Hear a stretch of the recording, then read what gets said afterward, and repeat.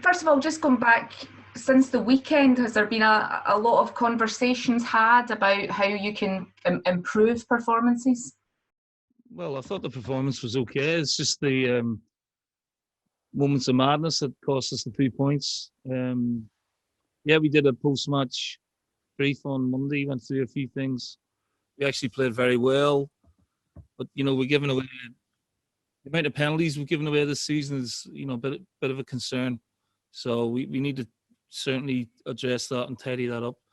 If you think of Kilmarnock and Aberdeen and now Hibs, it's cost us 6 points over those 3 games where it's been unnecessary really.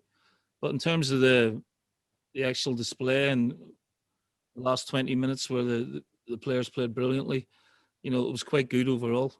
Neil, some of the fans have been quite vocal in recent weeks and since the weekend as well about what they're seeing and what they're getting from the team. What would you say to the fans at the moment? In terms of what? Well, I know that there's a banner appeared outside Celtic Park today as well.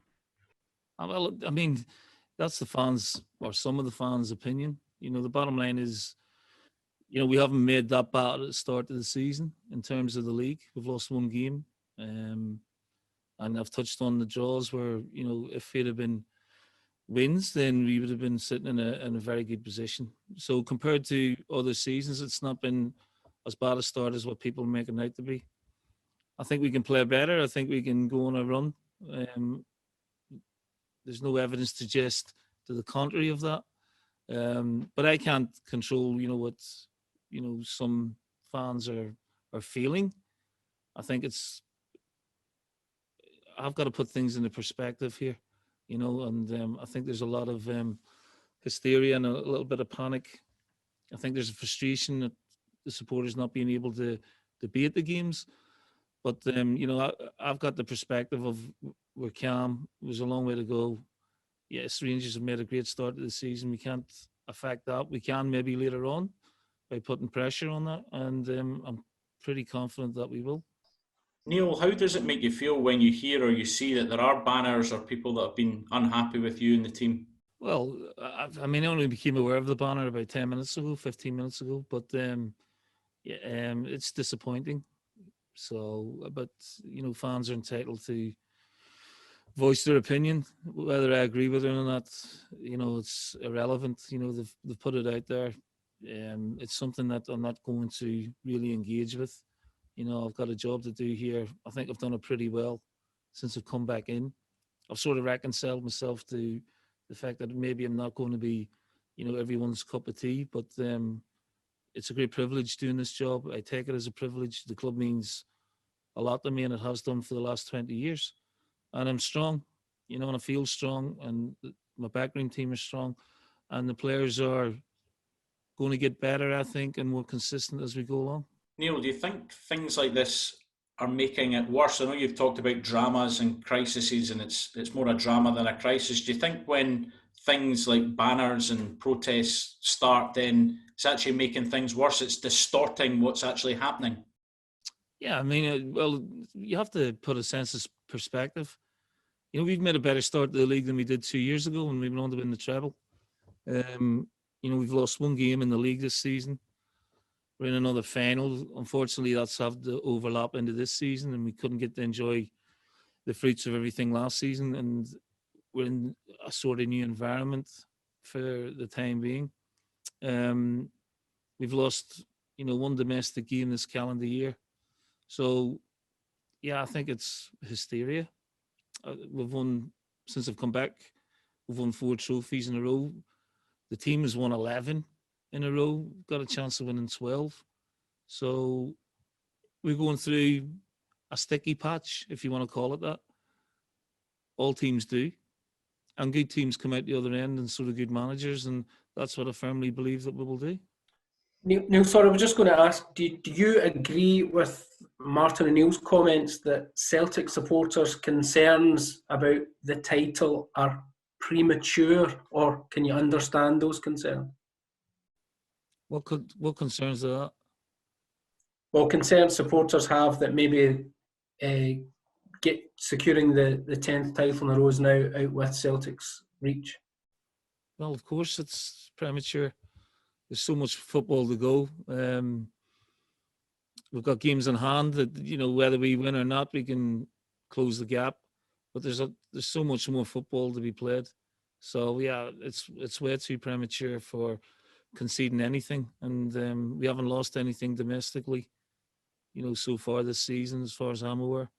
So look, I get it to a certain degree. I think it's coming from all angles at the minute, and I just have to stay strong on it. I'm quite the type to enjoy sort of this type of stuff, this type of pressure. It's never really bothered me before.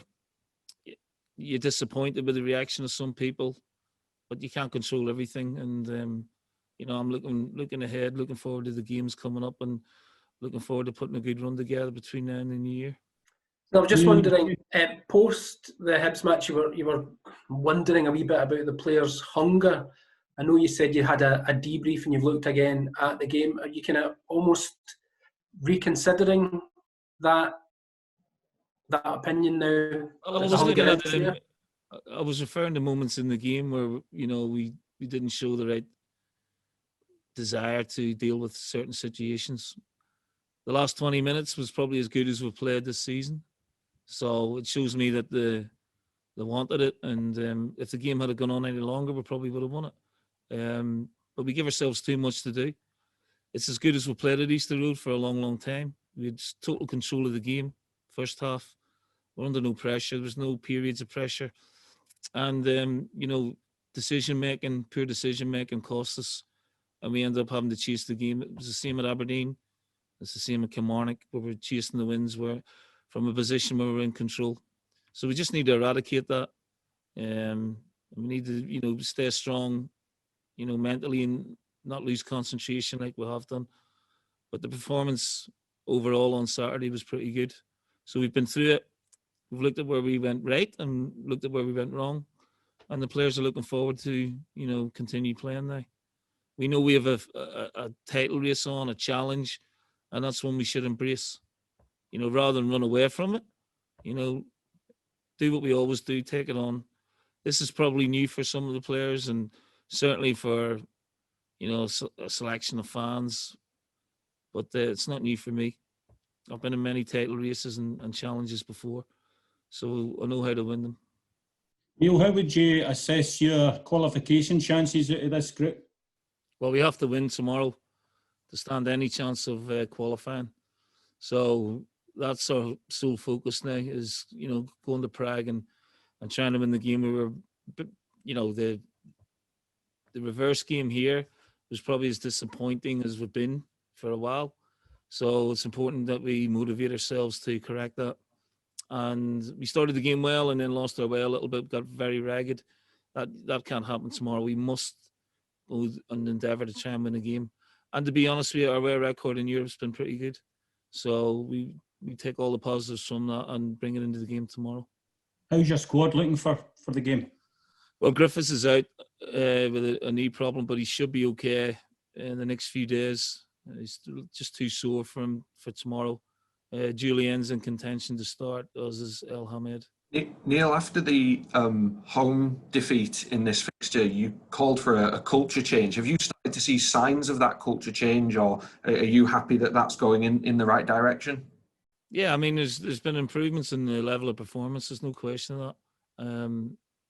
And there's been an improvement, around the place in terms of the atmosphere as well.